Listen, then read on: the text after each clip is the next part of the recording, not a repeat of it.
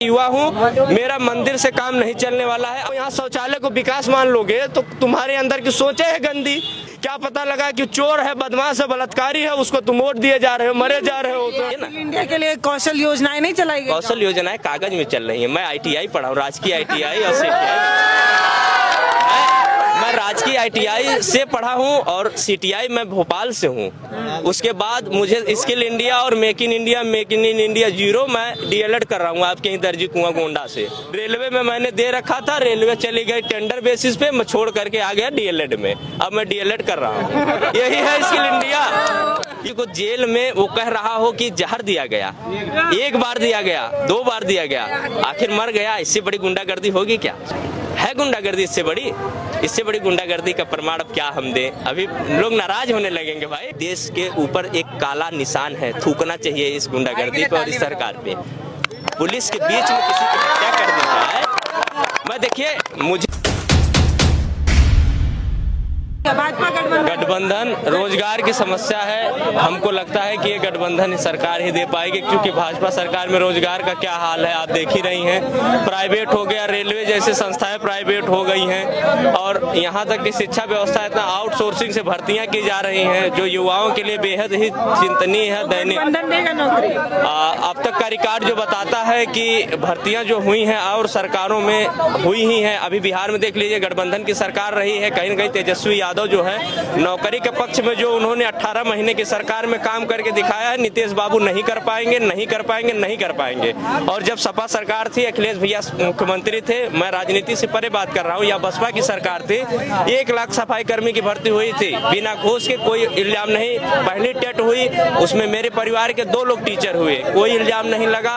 72,000 नौकरियां एकदम फ्रेश मिली। इसके बाद विशिष्ट BTC 10,000 हुई, उसमें भी मेरे परिवार के लोग नौकरी पाए। मेरा अपना मानना है कि अगर सपा सरकार रही हो या बसपा सरकार रही हो, नौकरी के ट्रैक पे युवाओं के लिए तो एकदम अच्छे। BSP को देंगे, गठबंधन को? मैं गठबंधन को दूंगा, पक्का है, गठबंधन को दूंगा। और मैं अपने ही ट्रैक पे रहूंगा, क्योंकि मैं एक युवा हूँ, मेरा मंदिर से काम नहीं चलने वाला है। आस्था में मेरा पूरा विश्वास है।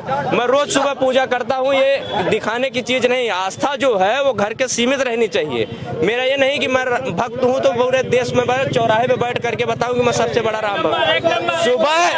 सुबह मैं जागता हूँ, पहले मैं जागता हूँ, नहाता हूँ, उसके बाद मैं जल देता हूँ, उसके बाद मैं जाता हूँ कॉलेज में मैं पढ़ के आता हूँ। शाम को अगर कहीं बात आती है तो मैं राम भक्त। मेरे यहाँ सुंदरकांड हो रहा है, जितने लोग चिल्ला रहे हैं, अभी पूछ लो, गायत्री मंत्र नहीं बता पाएंगे, अभी आरती नहीं बता पाएंगे, 2 मिनट में भी बोल जाएंगे। केवल हल्ला मचाना हो इनको, दिन रात अगर हल्ला मचाना हो तो ये केवल दंगा करवा देंगे हल्ला मचा करके। अभी गायत्री मंत्र सुन लो 2 लोगों से, नहीं बता पाएंगे। मेरा मानना है कि आस्था जो होनी चाहिए, किसी भी धर्म में हो, आस्था अपने घर में होनी चाहिए। जो पूजा पाठ है, किसी भी धर्म में हो, पूजा पाठ घर में होनी चाहिए, चौराहे पे नहीं। ये व्यक्तिगत विषय होता है, आप किसी भी धर्म से हो, मुझसे में नहीं मतलब है। लेकिन मैं ये जानना चाह रहा हूँ, मैं ये कहना चाह रहा हूँ कि अगर युवाओं को हल्ला मचाने से फायदा होता तो ये लोग राजा बन जाते, सब के सब राजा बन जाते। पढ़ना लिखना जिनको है नहीं, और नेताओं के सहारे पे चलना है, और पढ़े जो लोग कहते हैं कि विकास हुआ है, अरे विकास देखना हो तो जाकर के इंदौर में देखो, विकास देखना हो तो विदेशों में देखो। यहाँ शौचालय को विकास मान लोगे तो तुम्हारे अंदर की सोचे है गंदी। तुम शौचालय तक सीमित हो तो तुम्हारी सोच वही है। कहना क्या? मैं अपने यहाँ की जो मैं बात कर रहा हूँ, मेरे यहाँ एक नीलम सोनकर है, मैं आजमगढ़ का रहने वाला हूँ प्रॉपर। मेरे यहाँ वो भाजपा में थी, मैंने उनको वोट दिया था, कुछ काम उन्होंने सड़क पे किया था।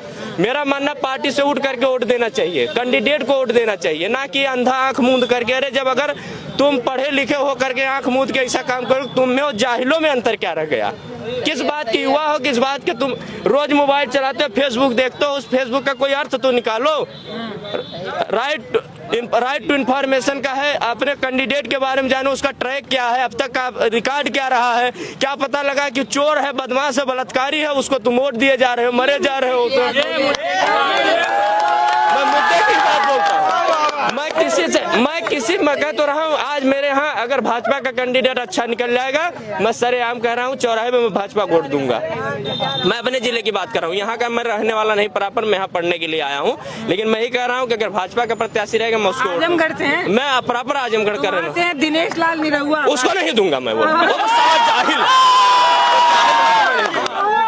सुनिए, समाज के लिए उन्होंने क्या किया, समाज के लिए उन्होंने क्या किया? तो वो दूसरे हैं सपा से धर्मेंद्र यादव जो बाहरी हैं। बाहरी बिल्कुल बाहरी जरूर है, मैं देखिए मैं ये नहीं कह रहा हूँ, लेकिन एक लाइन होनी चाहिए। जैसे कहने के मतलब वो एक अलग, देखिए सुनिए, नेता अलग चीज है, अभिनेता अलग चीज है। अभिनेता काल्पनिक तौर पे है और नेता जो है वास्तविक जीवन में है। ऐसा नहीं है कि आप एक दिन में कुर्ता पहन लेंगे तो आप नेता हो गए, कल को आप 2 ठो चश्मा लगा करके मिसाइल के पास खड़े हो गए तो आप इंजीनियर हो गए। ऐसा नहीं होता है।